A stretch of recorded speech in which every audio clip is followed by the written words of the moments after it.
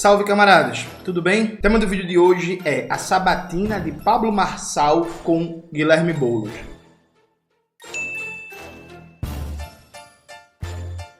Antes de começar propriamente o tema do vídeo do canal, quero muito agradecer a você que ajuda a manter e melhorar nosso canal a partir do Apoia-se.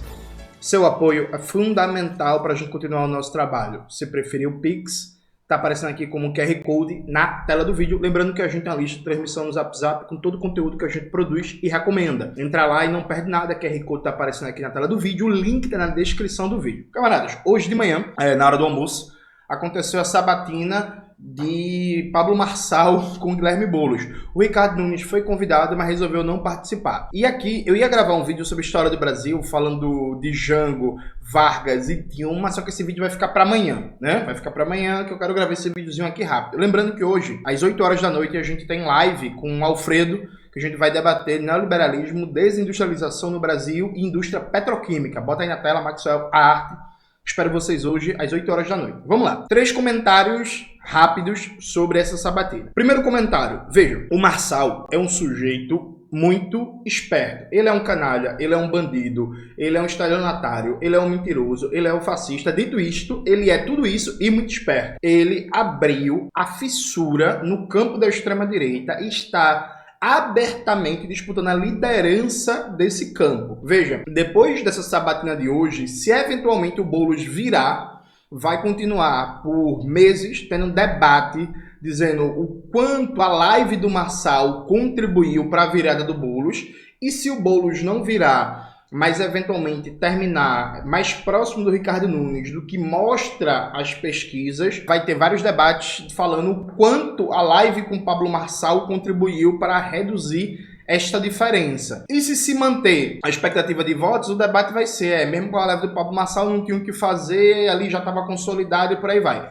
Então o Marçal ele não perde, né? Ele só tem ganhos com essa live. Ele conseguiu uma coisa que é assim, inacreditável, né, gente? O cara não foi pro segundo turno e na reta final da votação, o cara virou assunto. Não estando no segundo turno, sabe? É surreal você pensar isso, sabe? Ele está disputando abertamente a liderança da extrema-direita. Há um processo muito claro de divisão da extrema-direita, de aumento da luta neste campo político para ver quem vai liderar. O Bolsonaro tá brigando com o candidato do Ronaldo Caiado, lá em Goiânia, capital de Goiás. O Bolsonaro também tá tendo um enfrentamento com o candidato do Ratinho Júnior em Curitiba, né? Tá tentando minar o Ratinho Júnior. O Bolsonaro está enfrentando o candidato, não do Romeu Zema, né? Porque o Romeu Zema teve outro candidato que acabou não indo para o segundo turno, mas o Bolsonaro tem seu candidato lá e está tentando bater muito no candidato do PSD. Então, assim, há claramente divisões, há claramente uma certa inconstância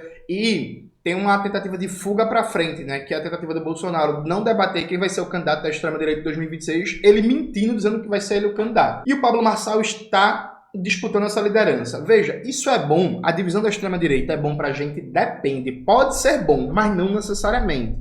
Eu já falei em um vídeo do canal, esse ponto é muito importante. Veja, a divisão de um campo adversário, ele só é bom se a gente souber aproveitar. Vamos olhar o que aconteceu em São Paulo. Em São Paulo, por muito pouco mesmo, o segundo turno não foi entre Nunes e Marçal. Então, se a extrema-direita se divide, mas a gente não consegue aproveitar isso, pode ser que essa divisão gere, por exemplo, uma polarização entre uma extrema-direita que se apresenta como supostamente moderada. Eu, por exemplo, me recuso a chamar o assassino, o carniceiro, o canalha do Tarcísio de moderado. A extrema-direita supostamente moderada, uma extrema-direita dita radical, sabe? Então, assim, é preciso ter cuidado. A extrema-direita se dividir pode ser bom pra gente, mas não adianta a extrema-direita se dividir e a força majoritária do que se chama vulgarmente de campo progressista tá pregando neoliberalismo, né? Tá pregando austeridade, tá pregando atacar o benefício de prestação continuada, atacar FGTS, atacar seguro-desemprego, atacar o piso constitucional da saúde, da educação e por aí vai. Então veja, a extrema-direita se dividir pode ser bom. Acho que a gente tem que acompanhar com muita atenção, essa briga no âmbito da extrema-direita. Pessoalmente, eu torço para que ela aumente. O Valdemar Costa Neto, presidente do PL, essa semana ele deu uma declaração em que basicamente ele deu a prova para o STF de que uma anistia para o Bolsonaro, se for votada e aprovada, é ilegal, inconstitucional, porque ele deu a prova. O que foi que o Valdemar falou na entrevista? O Valdemar falou: a gente precisa da anistia que é para ter o nosso candidato em 2026, que é o Bolsonaro. Isso é desvio de função da anistia. Então, qualquer juiz do STF, ao julgar a constitucionalidade disso, pode pegar a declaração do presidente do PL, do Valdemar Costa Neto, e dizer assim, ó, tá aqui, ó, claramente configurado um desvio de funcionalidade do que é a função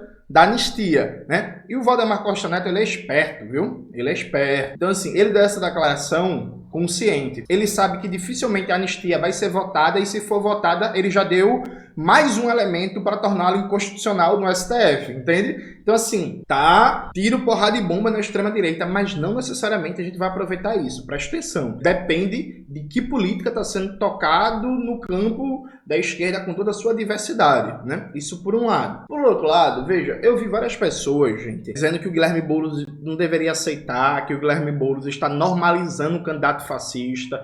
Eu já gravei vídeo aqui no canal dizendo que, para mim, o Pablo Marçal não deve ser normalizado.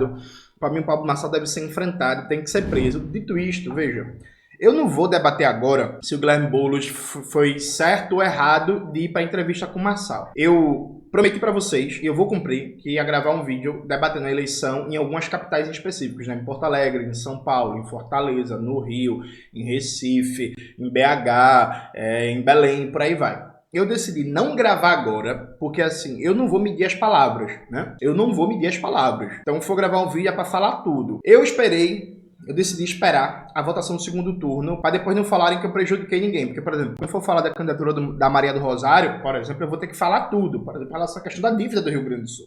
Então eu esperei. Diferente, né, por exemplo, de uma matéria que saiu hoje no Brasil 247, em que o cara tá descendo o pau em Boulos e criando manchete para os bolsonaristas circularem em grupo de WhatsApp. Bota aí na tela, Maxwell, o que um tal de Alex publicou hoje no Brasil 247. Se sou eu fazendo isso, né, eu sou trucidado. Ou então o Fernando Haddad, que no meio do segundo turno vai dar uma entrevista para a Folha de São Paulo dizendo que a prioridade do governo é cortar gasto, meter a lapada no lombo do trabalhador. Tem um vídeo no meu canal sobre isso. Haddad diz que a Faria Lima está certa. Coloca aí na tela, Maxwell, por favor.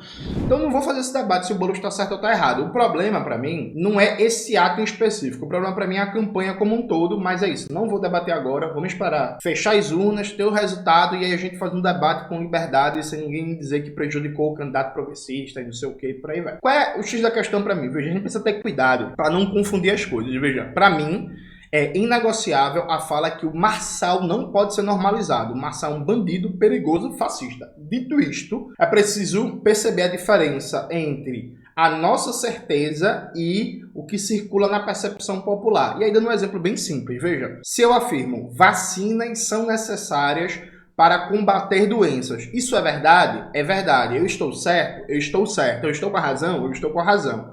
Dito isto, isso não garante que o povo trabalhador não tem uma postura negacionista frente às vacinas. O que é que significa? Você tem que estar certo, e estar certo é importante, estar com a verdade é importante, estudar é importante, ter uma análise política coerente é importante, mas você tem que estar certo e convencer as pessoas que você está certo. Percebe?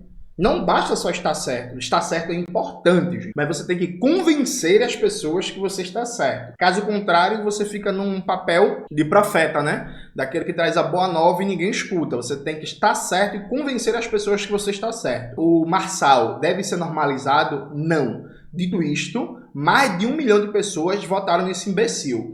Então, com uma parcela importante da cidade de São Paulo, inclusive milhares de trabalhadores e trabalhadoras, o Marçal foi normalizado.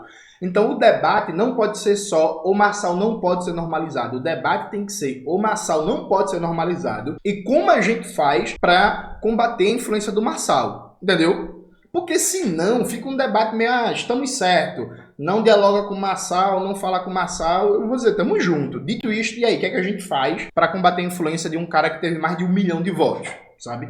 Esse é o debate concreto, porque senão entra num certos delírios. Eu lembro que quando eu conheci a Carol Sardá, por exemplo, era a galera criticando a Carol Sardá por participar desses debates de Red Pill, debates contra a extrema-direita e por aí vai. Aí eu ficava pensando assim, eu fui, bicho, é engraçado, né? Porque se a Carol Sardá tivesse indo debater com gente que ninguém conhece e ela tivesse dando visibilidade pra galera, eu até porra, dá pra conversar. Mas, grosso modo, ela só debateu com gente que era muito mais visível do que ela, que tem muito mais visibilidade e muito mais alcance do que ela.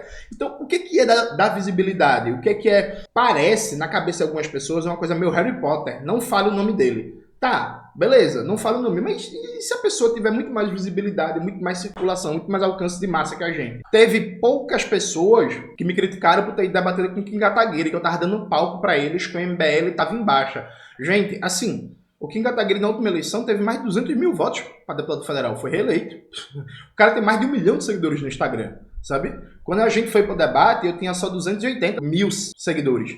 Né? O cara com mais de 1 milhão. Então, quem é que tá dando palco pra quem? Sabe?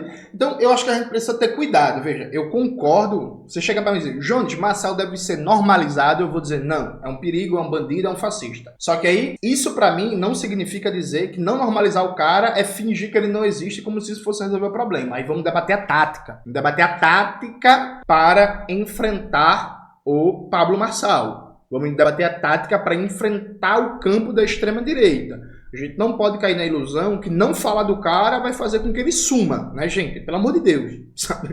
Tipo, pelo amor de Deus. Por último, e esse ponto é muito importante, veja, gente. Eu acertei a análise que eu fiz sobre o primeiro turno em São Paulo. Por quê? Conversando com vários camaradas, conversando com o Mauro Lopes, com o Davi De Castro, com o Alexandre Vasilenskas, num grupo que a gente participa também e tal. Todo mundo dando um Nunes como um cachorro morto. E eu falei muito com o Pedro Maren, por exemplo, tanto no sábado quanto no domingo. Eu falei, ó... Tem muita gente, Pedro, desconsiderando o papel da compra de votos. E assim, gente, vamos ser realistas sobre a democracia burguesa. Democracia burguesa, a justiça eleitoral burguesa finge que não vê a compra de votos generalizada que acontece no processo eleitoral. O Ricardo Nunes colocou a máquina em funcionamento. A máquina em funcionamento. E pra mim, claramente o Nunes chegaria em primeiro, sabe? Eu até falei pro Pedro, Pedro, eu acho que o Nunes chega em primeiro, mas se não chegar primeiro, o Nunes vai estar no segundo turno. Não existe possibilidade de estar a máquina da prefeitura e a máquina do governo do estado e o cara não chegar no segundo turno. Assim, fato objetivo, especialmente porque ele não estava com a expectativa de votos tão baixa, né, gente? Eu acho que a gente precisa ter cuidado quando a gente for olhar o panorama dos resultados eleitorais e tal, e não desconsiderar o peso da compra de votos, não desconsiderar o peso das máquinas eleitorais, não desconsiderar o peso da ruma de dinheiro que vai rolar no próximo domingo. Isso vai fazer muita diferença, gente. Isso vai fazer muita diferença. É claro que em situações em que você tem ou máquinas iguais ou até mais poderosas, ou então o candidato está muito em baixa, mesmo com a máquina na mão, o negócio não é garantia de nada. É o caso, por exemplo, do Sarto em Fortaleza, que era prefeito, candidato à reeleição, e foi com Deus, né? Ficou em terceiro lugar com 11% dos votos. Mas no caso de São Paulo não é esse. A gente está falando da máquina do governo, do estado e da prefeitura. E para além dessa máquina, do próprio uso do poder público burguês, tem as máquinas partidárias, né? Então, por exemplo, estou acompanhando com bastante atenção a eleição em Natal, da Natália Bonavides. A Natália Bonavides é um quadro jovem, muito promissor, muito qualificada. Inclusive, nós do PCBR estamos fazendo voto crítico na Natália Bonavides. Então, você que é de Natal, vai votar no segundo turno, vote 13, vota na Natália Bonavides, que eu acho que das figuras hoje que estão aí no PT, é de longe uma das melhores, de longe, assim, muito de longe, assim, uma das melhores. Então, por exemplo, a Natália Bonavides está indo bem nas pesquisas, está indo bem, mas tem que ver na hora de cair o voto na urna, porque assim, irmão, os caras vão derrubar dinheiro. E o TSE nunca vê nada, os tribunais nunca vê nada. Vocês já repararam que, por exemplo, eu tenho certeza, pode colocar aqui nos comentários, que você já viu gente na frente de uma sessão eleitoral comprando voto. Não viu? Eu tenho certeza disso, tenho certeza.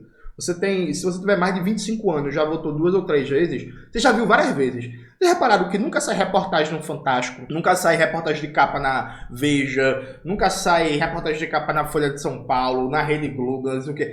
Candidato X tava comprando voto em massa, não sei o quê. Nunca. No máximo sai uma ou outra denúncia aqui, depois que acaba a eleição. Depois todo mundo esquece, né? O Bruno Covas, na última eleição, no dia da votação, tava com um Kombi da prefeitura distribuindo cesta básica para comprar voto. Saiu a denúncia, pá, nada acontece, feijoada, arquivado o processo. Então, uma coisa, na hora de considerar o resultado potencial da eleição, a partir das pesquisas, considere também a margem de compra de votos. Esse ponto é fundamental. Numa eleição, especialmente numa eleição que é localizada, né, uma eleição municipal, em que o território é mais restrito, a margem de compra de votos ela é muito importante. Numa eleição presidencial, por exemplo, isso é menor. O efeito da compra de votos na hora de definir o resultado da eleição. Mas, numa eleição para prefeito, numa eleição para vereador, numa eleição para deputado estadual, numa eleição para, em menor medida, governador e deputado federal, meu amigo, o efeito compra de votos é um negócio assustador que a gente não pode desconsiderar, perfeito? Porque às vezes algumas pessoas até falam, mas as pesquisas erraram, as pesquisas não sei o quê. Gente, pesquisa não pega o efeito compra de votos. Então, inclusive, os institutos poderiam até pensar em como colocar isso em análise. O efeito compra de votos, sabe?